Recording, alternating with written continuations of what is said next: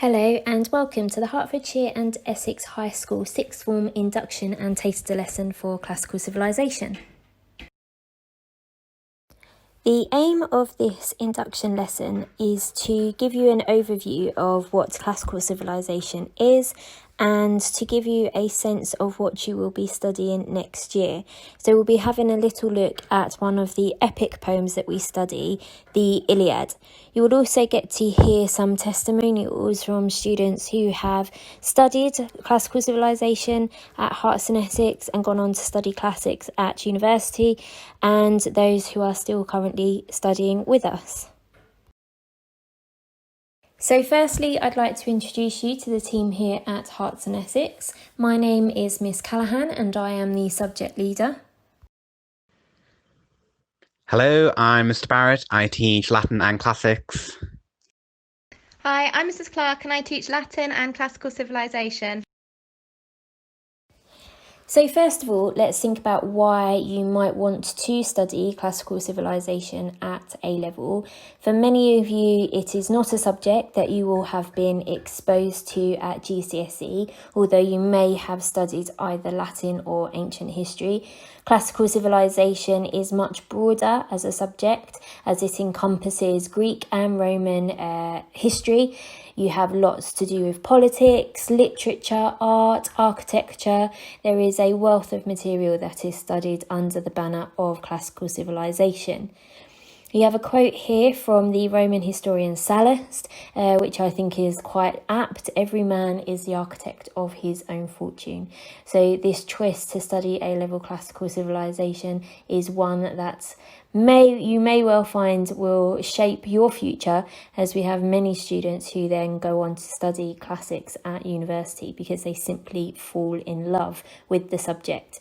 But don't just take my word for that. Let's hear from some of our students, both present and past, who have studied A-level classical civilization at Herts and Essex.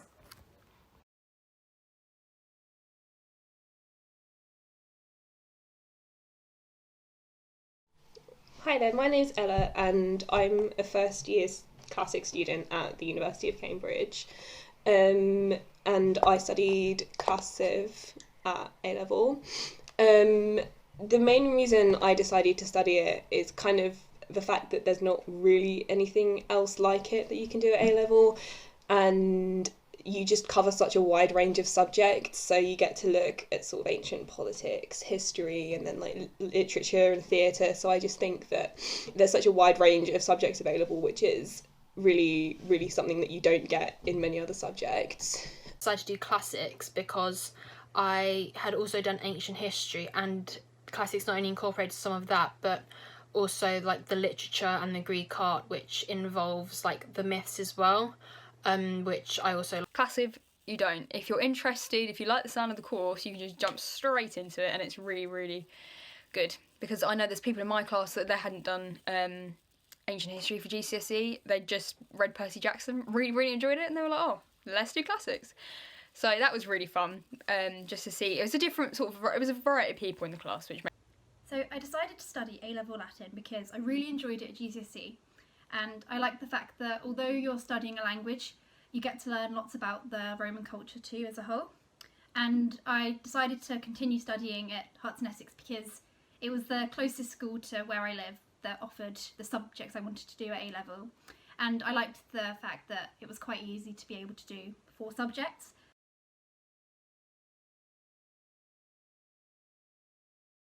I decided to study at Herts and Essex because I felt like with all the other colleges and sixth forms nearby that offered the subjects, their class sizes are a lot bigger to the ones that we'd get here. And I feel like with the smaller classes, it's better because there's less of you, so there's more focus on you, and so you can get more in. I decided to study at Herts and Essex because our department is fantastic. All our teachers are so passionate about the course and the different parts of classics that we offer. So whether you're really fascinated about the Aeneid and you want to do that, there's one of our teachers loves it. Whether you want to do a bit of Greek language on the side, they can accommodate that. I've done plenty of little Greek language sessions myself, and they're really, really fun and enjoyable. And again, with that sort of thing, you don't need any experience, it's just a bit of fun.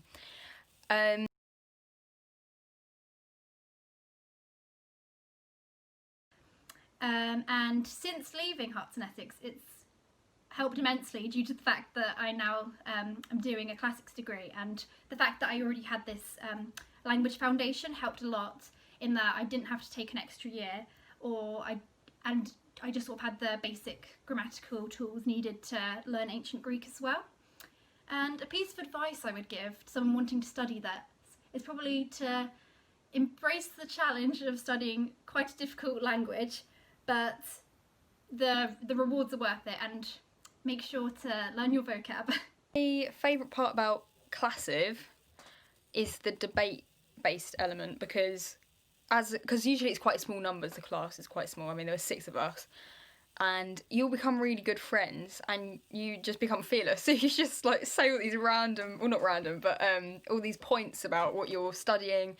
I remember our first lesson was what it is to be a hero, and the debate was great. We all just started chucking these ideas out there, but the really good thing about the debate aspect of Classiv is the fact that we're not afraid, mostly because there's only a small class, you become quite good friends, so you're not afraid to challenge people's points. So that means that you have to come up with evidence to support your points and your claims, which comes in really, really useful when you're writing your essays, because obviously you need the evidence to back up your points in your essay. And the debate element, it's really helpful with that, because you're just used to coming up with evidence, picking things out of the text that can support your answers when you're debating.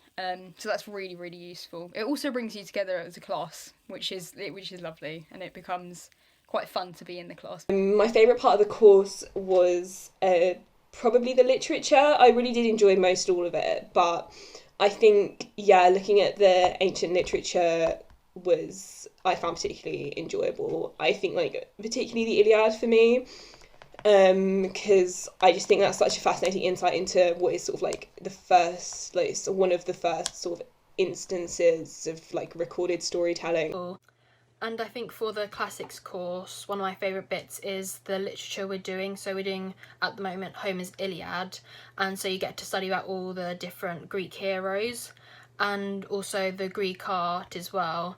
I enjoy because you get to see like all the different depictions of the different.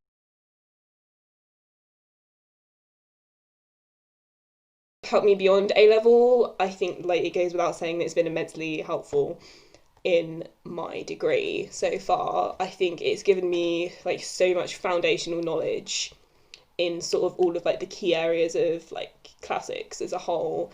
I think particularly it's been very helpful for like political history and like the key works of literature. So having a sort of knowledge of that. So there's been a particular focus in like my first year on the sort of late Roman Republic, which we did at A level. And I think studying classics has really helped develop my analytical skills, because obviously you're studying these sources that are over 2,000 years old, and so you've got to be really critical in your thinking and judgment of what's in front of you, because obviously there's like missing information, there's contradicting information, so you've got to be able to pick and choose what you're taking from your sources, as well as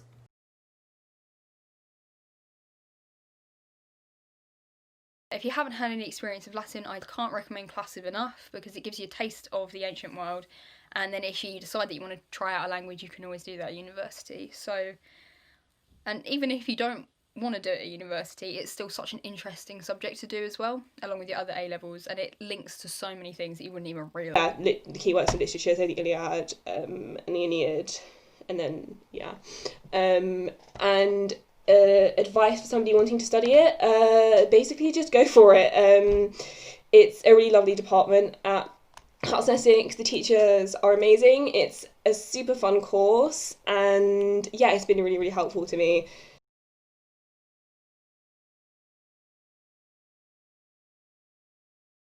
So I've put together just a summary for you of the reasons why our students think that you should study A Level Classical Civilisation.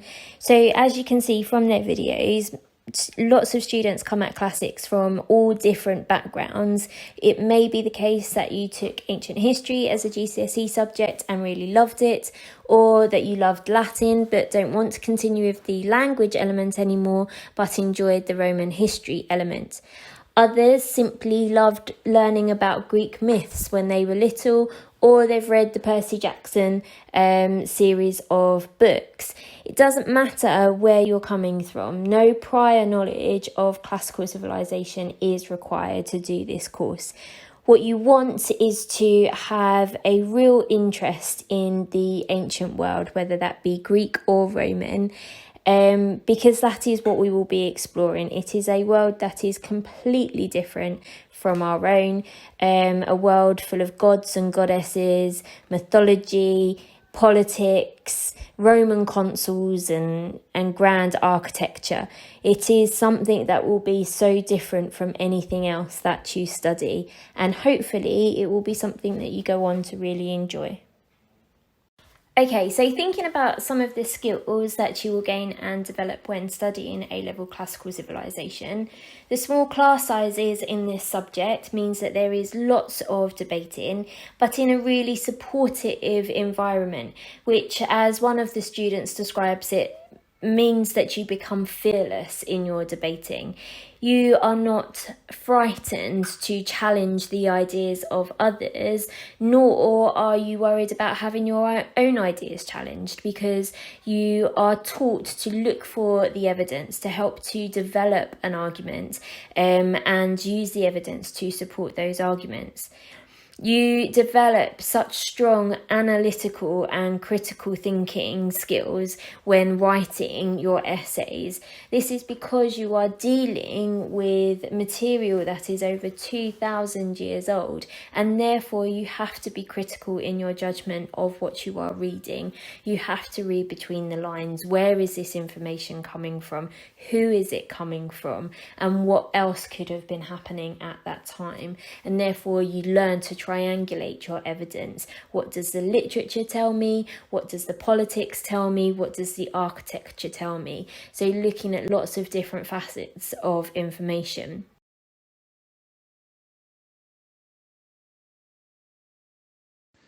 Hello, I'm Mr. Barrett. I'm going to talk you through the overview for the OCR Classical Civilization A-Level course. The course is divided into 3 modules. The first module, The World of the Hero, consists of an in-depth study of Homer's Iliad, which is what we choose to do, and Virgil's Aeneid. We will be studying Homer's Iliad in year 12, followed by Virgil's Aeneid in year 13. The Iliad is the earliest work from the ancient Greek world. It deals with the story of the Trojan War, which I'm sure you'll be familiar with. Specifically, it deals with what's mainly a 5-day segment with the wrath of Achilles. Achilles is the greatest fighter in the Greek army, and he falls out with Agamemnon, who is the leader of the army. And in his absence, bad things happen to the Greek army, and he is forced to come roaring back into battle. It's got an excellent cast of characters. It is one of the most supreme works of literature. I spent 3 years at university studying nothing but the Iliad, and I just absolutely love it.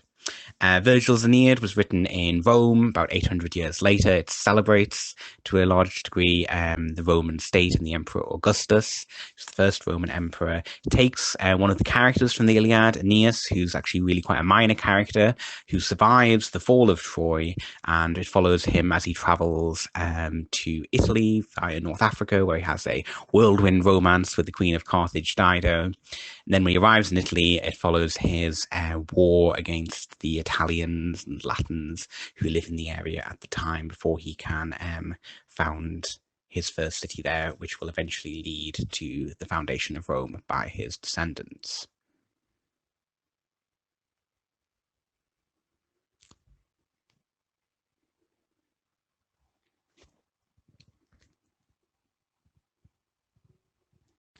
The second module, Culture and the Arts, combines a study of visual and material culture with the study of literature. So we do the Greek theatre module, in which you'll be reading the tragedies Oedipus Rex by Sophocles, which one of the most, it's held up by Aristotle as almost the perfect tragedy. in which the king of Thebes, Oedipus, investigates the murder of the former king of Thebes, Laius, and discovers some very disturbing truths about himself. We also read The Bacchae, which is by Euripides, which is a really interesting story about how Pentheus, another king of Thebes, rejects Dionysus, who's the god of wine and partying, and rejects him as a god, and how Dionysus takes his revenge on Pentheus very, very brutally in the end. As a third play, we do a comedy. So we study Aristophanes' Frogs, which is about the god Dionysus traveling down to the underworld. And there he is trying to rescue one of the great tragic poets, Euripides, who has recently died, rescue him from the underworld and bring him back to Athens, because there are no great tragic poets left. And hilarity ensues as he heads down there. As I say, there's material culture as well that we study. So we study a whole set of vases that have survived from the ancient world, which show us what the performance of plays were like, about the staging, about the props, about the costumes that they used. And we also studied some of the archaeological remains of theatres from the time to see what that can show us about how these plays were actually performed in the 5th century in Athens. The third module is Beliefs and Ideas. Here we look at the politics of the late Republic. So this is the transition in Rome from Rome being a republic ruled by the Senate and the people into it becoming an empire under a single ruler. So we study the very end of the Republic, what goes wrong that leads to this change in government from a sort of republican system where you don't have any single person in charge. There's this competition for power between the elites and having to pay attention to the needs of the people for land, for corn, for jobs, and so forth, to eventually where you just have a single person as emperor in Rome. We look at characters like Cicero, who wrote huge amounts of law speeches and letters survived from Cicero from the ancient world. So we look at his prosecution of Verres, who's a corrupt governor of Sicily. We look at some of the letters that he sent to other key figures of the day. We also look at the career of Julius Caesar, who's obviously the sort of man who almost totally broke the system, crossed the Rubicon, led to civil war, assassinated on the Ides of March.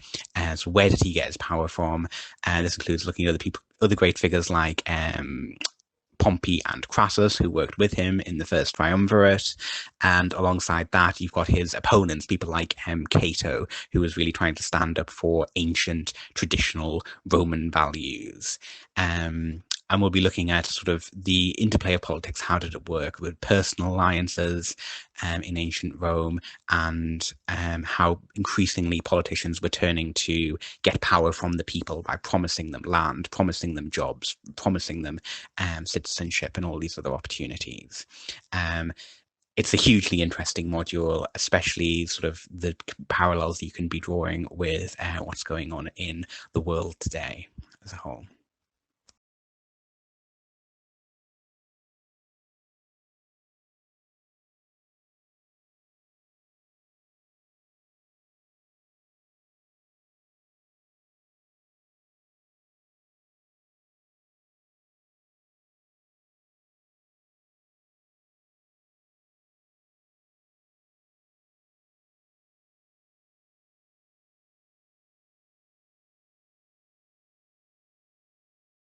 Hello everyone, this is Mrs. Clark, and I'm going to be speaking to you today about ancient heroes in Greek art. So to begin with, we're going to look at a vase that we were lucky enough to see earlier on this year during an enrichment trip to the British Museum. So this is a red figure crater, or a vase or a pot, which was used for mixing wine, and it was painted by the Berlin painter. So as you can see, the majority of the vase is painted black, but we've got this band or frieze at the top. This scene depicts a moment of intense drama. This is the final duel between the Greek hero, Achilles, and the Trojan hero, Hector, who was the brother of Paris, who famously stole Helen and started the Trojan War. I think that the scene is widely spread out, so none of the figures are overlapping, and this is really effective because it draws attention to these characters as individuals. On the far left is Athena. She is the goddess of war, and she's showing her support for Achilles with an encouraging hand gesture. And then next to the right, we have Achilles. Now, Achilles is really confidently striding forwards, and we can see that his spear is higher than Hector's, and this shows that he will be the likely victor of this duel. And next to the right, we have Hector. Now, he's collapsing back, and then further along, we have Apollo. Now, Apollo really loved Hector, but despite this, he is reluctantly turning away from Hector. He was the god of prophecy, so this is perhaps foreshadowing Hector's doom, and Apollo is leaving him here to his fate. The real sense of pathos and emotion in this scene.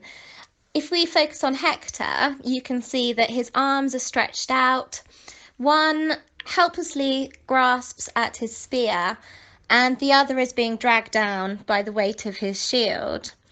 You can also notice that the shield is no longer protecting him, and this leaves his body exposed and open and vulnerable to attack. You can also see that he's wounded, particularly if you look at his leg and his torso, which further adds to the sadness of the scene. It's also really interesting if we compare this piece of art with the account of the death of Hector in Homer's Iliad. And how could Hector have kept clear of the fates of death if Apollo had not come close to him for the last and final time and spurred strength in him and speed to his legs? And godlike Achilles had been shaking his head at his own people to stop them shooting their bitter arrows at Hector, in case one of them should win the glory with a hit, and he himself reach Hector too late. Then the father opened out his golden scales. In the pans he put 2 fates of death's long sorrow, one for Achilles and one for Hector, the tamer of horses. And he took the scales in the middle and lifted them up. And Hector's day of doom sank down, away into Hades, and Phoebus Apollo left him. We're now going to move on to an earlier black figure vase by the very famous Exekias. Now, this vase shows Achilles on the left and another Greek hero, Ajax, on the right, and they are engaging in a game of dice. There's a chiastic composition here, or we could say a mirroring of the figures, which ties nicely with Homer's characterization of these 2 Greek heroes, being the ones who were confident enough in their strength to place their ships at the far ends of the Greek line.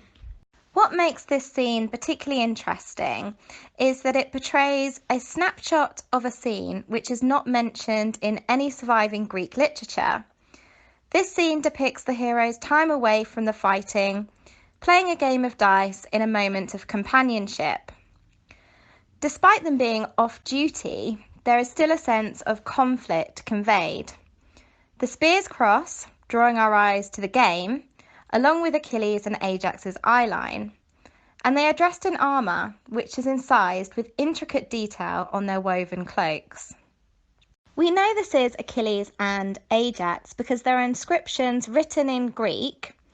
Not only this, but there are also inscriptions of words coming out of the heroes' mouths. So Achilles says 4, so he's clearly thrown a 4, and Ajax a 3. And this, along with the fact that Achilles is wearing his helmet, gives Achilles an overall greater stature. But what I think is really impressive about this vase is the arrangement if we take a look at the vase as a whole rather than just the scene. So if we follow the line of the spears, it flows up through the handles and back down to the carefully placed shields, making this vase particularly aesthetically pleasing. The last thing that I'd like to show you today is another item by Exekias. This is a calyx, otherwise known as a drinking cup, and it shows Dionysus, who is the god of wine. He'd been captured by pirates, but then he turned the pirates into dolphins. Now, this drinking cup is particularly clever for a number of reasons. So, firstly, you've got a pair of eyes on the outside. Now, as you drank the wine, they would then take the place of your own eyes. Also, as you sip the wine, the image inside would slowly be revealed, and Dionysus would actually almost be interactive and sailing on the wine. In addition, Homer refers to the sea as wine dark. And lastly, I just think that the way that the function of this being a drinking cup and how it ties into the imagery works really well.